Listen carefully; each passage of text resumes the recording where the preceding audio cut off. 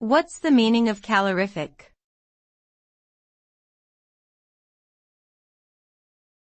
Calorific.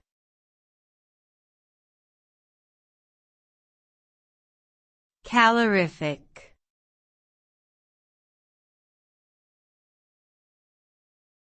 Calorific.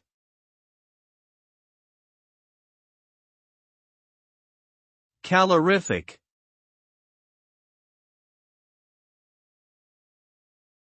The term calorific is used to describe the amount of energy that can be produced by a particular food or fuel source upon combustion.